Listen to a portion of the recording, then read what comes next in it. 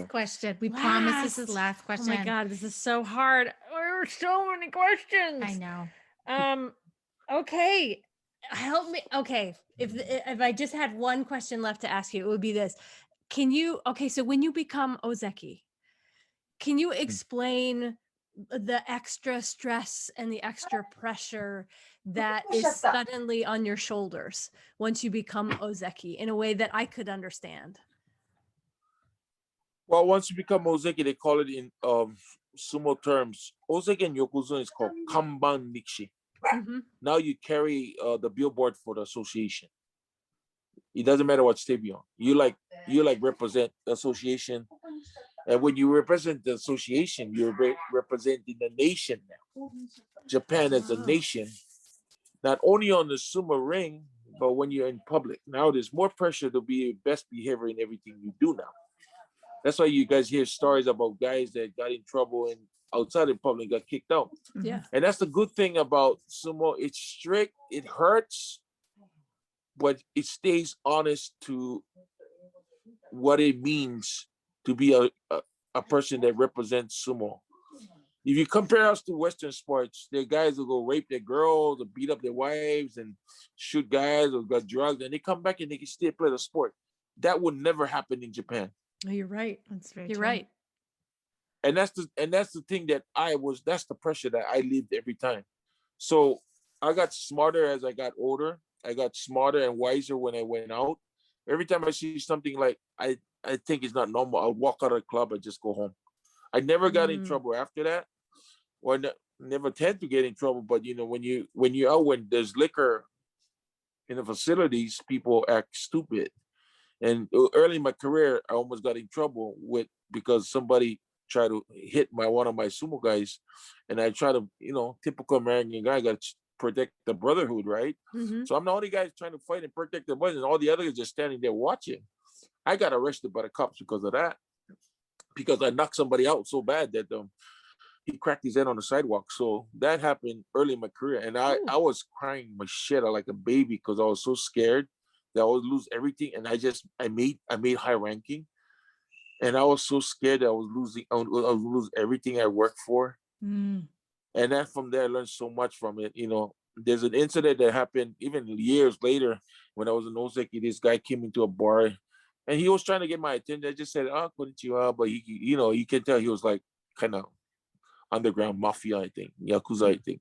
So he was trying to get my attention. And I was just saying hi, being nice.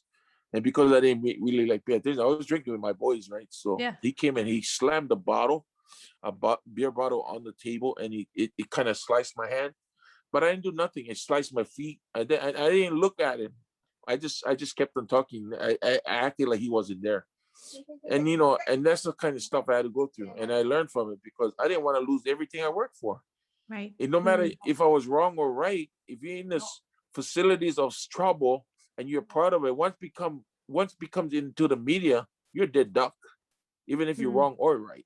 So that's the pressure I had to live becoming Ozeki. And the other pressure is they're always pressuring you to get to Yokozuna, which is something I worked hard to get to, but it didn't work out. And I can say I did everything I can to try to get there, and it didn't work out. So, but that's the pressure you have to live with. It's not on the ring you got to worry about. It's how you carry yourself in public. But I'm glad I had to learn that because it helps in what I do today. Mm-hmm. As older, but I'm getting older, and so sometimes I get so irritated. Like shit, I'm 58 pretty soon, and people ask me these dumb ass questions, acting stupid. I don't know how they see me. They see me as a big like Lucky Charm baby kind, because of the way I look, I guess. Yeah, that's all they are. Like it seems like it's all good. You're all good. You can come and touch me and say things. I'm cool with it. But once you act stupid with it, I cannot stand that. You can play with me because my image is with kids. That's why, because of the show I do. Of course, and then I sing, and I sing it. I'm like I don't know. That's how they look at me. I don't look like the norm. Like old ladies who look at me, they cry, they come, we want to hug, they want to hug me, which is not typical Japanese. People don't hug. Right. But I go to places and they ask me, "Can I hug you?" Of course, you can hug me. Stuff like that. So it seems like it's easier for them to approach me more than a lot of other people. celebrities, period, in Yeah. Japan. Yeah. Well, So let me just say, you are a yokozuna to us. Yes. You were the first foreign rikishi to win a tournament, right? second. Second. Was Jesse was the first. First. Takamiyama was first. Okay. Okay. That's a pretty big deal. Plus, we all know you're a yokozuna. To us, you are. Well, as long as I know in myself that I did everything I could to do what I could, and maybe in the next time we do part 2, we can get into details how the emotions I went through during that period. There's some shit that my actually the one thing you could push in. There's a big documentary coming out in the U.S. pretty soon, probably during the summer. We was filming early January in my house in Hawaii, and there's a few interviews with Musashi Maru on it too. So it's coming out. It's supposed to go real wide. Oh, cool. It's the directors from New York came in. So, and then the other thing is I'm working on my book. Finally writing a book. Great. It's coming out next year. The reason why I'm student for it's going to be 40 years of my life in Japan. So I think it's a perfect time to come up with a book, and then it's more like something we've been talking about a lot. Because I don't want people. You know a lot about my career. Just Google me, you find stuff. But the emotions behind all these things, the battles that I have to battle between me and the culture, and then me with the different lifestyles that we have both in Hawaii and Japan.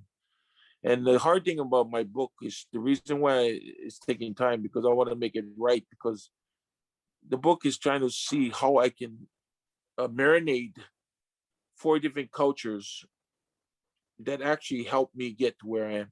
Mm-hmm. Meaning I'm 100% Samoan boy, raised in Hawaii with Samoan parents. So that's 2 cultures. Yeah. That's American culture with Samoan upbringing. My parents are originally from Samoa. Then I've been in Japan, which is a culture, and sumo culture is completely different culture. So there's 4 cultures that I'm dealing with, that I'm trying to find pieces. And the biggest question was, what the hell did you think at 18 to come to Japan for? Why did you think 18? Why? What was your mindset? Even I don't know. So this book is traveling back in the past 40 years and beyond that. As a kid, what made me who I am today? And that's the story I want to tell. What can that help other people to see and read, and then think about where they're standing in their lives? What are the culture things that you've learned through your culture that help you to get here? Or what did the US style of upbringing help you get to here? So then you have the Japanese culture. What did the Japanese culture teach me that I purely love? Or what did sumo teach me that like there's pieces of it, it's not 100% of, but there's pieces of these 4 different cultures that I lived in that made me who I am today. So the book is trying to find those answers.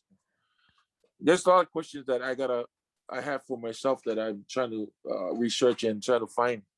But you're 18, you just, all I know is I wanted to just don't be a burden to my family, and I knew it was free to come to Japan, and being the young one in the family, seeing everybody go to college, then you got to worry about when it's spring break, you got to actually pay them to pay their flights to come back, or find a place for them to stay at. It costs money for my parents, and we wasn't financially good. Mom and dad was struggling. I could see that, but they never hardworking dad that never grumbled. He just worked his ass off. So I had the best example of my life living in my house. He's my idol, and he's my superhero. So I learned from the best. So that's what this book is trying to kind of bring out there, and hopefully when it comes out, I can do a sumo book tour. Yeah. What's the working title of the book? I haven't think of it yet. No, it's hard. Yeah, it is. I was gonna call it Super Life. Oh, that sounds good. I like that. Super Life, because it's very unusual, right? So it's very, and to the foreign community, it's a unique story, because I am a foreigner, and I was thrown into a foreign country in a foreign sport that was very foreign. And there's a lot of things that our foreign Western world can learn from it, if they just wasn't babies. You know, everybody's grumbling. They want more money. They want this. They want that. Like, fuck, just do the work, man. You know, we're not like heroes the way, but people respect what we go through in Japan because they understand the hardship you have to go through. Yeah. They know exactly how hard it is to go through it and to come out of it. You know, so that's something that I respect a lot, and something about the sport that keeps me attached to it. And like I said, hopefully in my lifetime I can change some things where you take it to the next level where other people can be more people like you know, loving someone, have better access and has some kind of involvement to making it even better than what it is. You to a social media level, you know what I mean? Yeah. Because yeah, so it's great having, you know, I've talked to another girl from London, just talked to another girl from LA. So, you know, I don't know, they're finding me on Instagram, so I just popping out. As long as I got time, you know, just don't wake me up 2:30 in the morning anymore. 7 o'clock is good. I see you on your live videos on Instagram. People just call in and you always answer the phone I'm and say so hello. impressed. Yes, I who know. are you? Like, you're so approachable and so friendly Yeah, with you know, everybody.